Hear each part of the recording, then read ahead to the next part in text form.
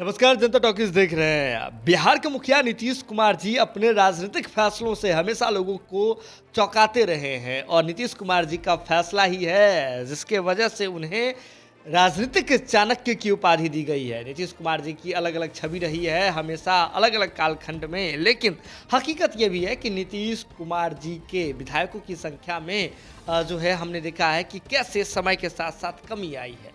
नीतीश कुमार जी की पार्टी जो कभी बहुमत के साथ बिहार की सत्ता में रहती थी, वे अब जो है महज 43 सीटों पर आकर के सिमट गई थी बीते बिहार विधानसभा चुनाव 2020 के बाद। लेकिन अब आपको बता दें कि वर्तमान में चीज़ें अलग है और नीतीश कुमार जी एनडीए के साथ नहीं हैं और महागठबंधन के साथ आकर के नीतीश कुमार जी सत्ता में हैं। नीतीश कुमार जी बिहार के मुख्यमंत्री हैं और नेता प्रतिपक्ष जो कभी रहा करते थे 2020 के विधानसभा चुनाव के बाद, हम बात कर रहे हैं तेजस्वी यादव जी की, वे अब वर्तमान में बिहार के उप मुख्यमंत्री हैं।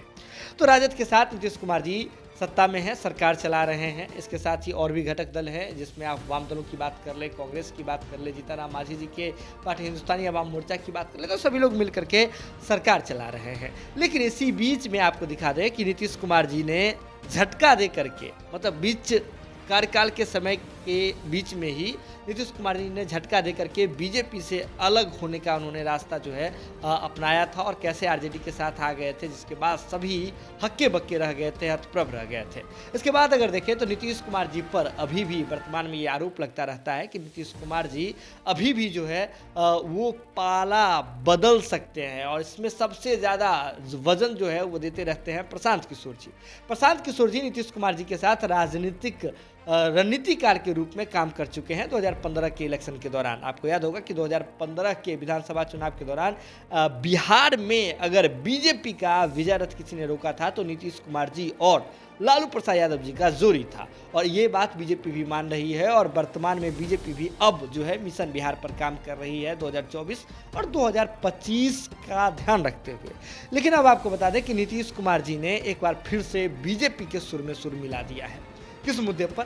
तो आपको बता दें कि सुप्रीम कोर्ट ने अब जो है गरीब सवर्ण का 10% जो आरक्षण था जिसे मोदी सरकार ने देने का फैसला लिया था, इस पर जो है अपना फैसला सुना दिया है और इसे कंटिन्यू किया है। इसके साथ ही अब जो है महागठबंधन में अगर देखें तो अलग अलग दलों का अलग अलग राय आना शुरू हो गया है।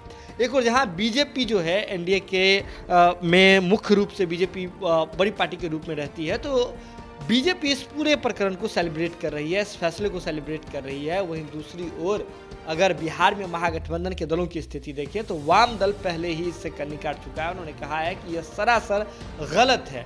वाम दलों की ओर से जो एक संयुक्त बयान जारी किया गया है जिसमें कहा गया है कि जब ये आरक्षण दिया जा रहा था उस समय भी हमने इसका विरोध किया था और जब ये सुप्रीम कोर्ट इस तरह का फैसला देती है तो यह फैसला दुर्भाग्यपूर्ण है।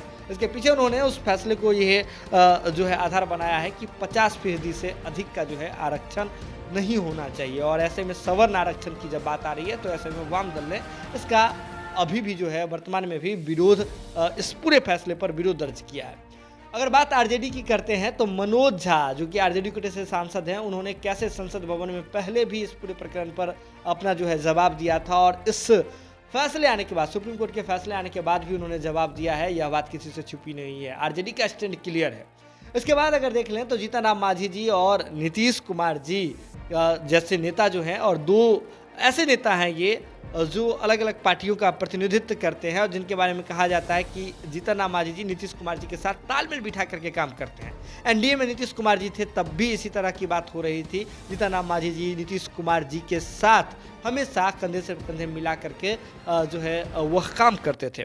तो ऐसे में आपको देखें तो नीतीश कुमार जी ने एक बार फिर से इस पूरे जो सुप्रीम कोर्ट का जो फैसला आया है 10% वाला जो आरक्षण वाला फैसला आया है, इस पूरे प्रकरण पर कहीं ना कहीं एक ऐसा बयान दे दिया जिससे बीजेपी के सुर में सुर मिलने लगे हैं। आपको बता दें कि नीतीश कुमार जी ने सीधे तौर पर सुप्रीम कोर्ट के फैसले का समर्थन किया है, उसे स्वागत योग्य बताया है और उन्होंने कहा है कि जो 50% वाला जो एक बैरियर लगा हुआ है उसे बढ़ाने की अब ज़रूरत है।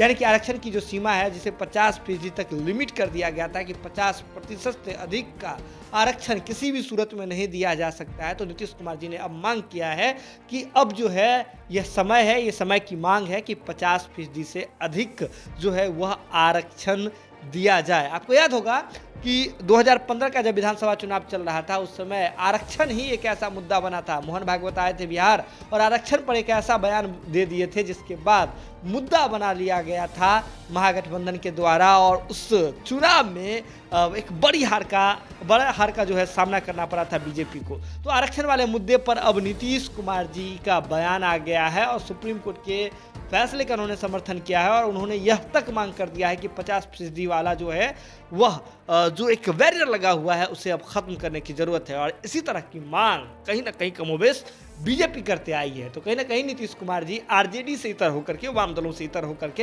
यानी कि अपने महागठबंधन के घटक दलों से इतर होकर के उन्होंने एक अलग मांग कर दी है और सुप्रीम कोर्ट के फैसले का सवर्ण आरक्षण पर उन्होंने समर्थन कर दिया है। अब देखना यह दिलचस्प होगा कि क्या कुछ होता है आगे। जो भी अपडेट होगा हम आपसे शीघ्र ही साझा करेंगे। अगर अभी तक आपने हमारे चैनल को सब्सक्राइब नहीं किया है तो सब्सक्राइब कर लीजिए और वीडियो शेयर करके हमारा मनोबल बढ़ाइए। बहुत बहुत धन्यवाद।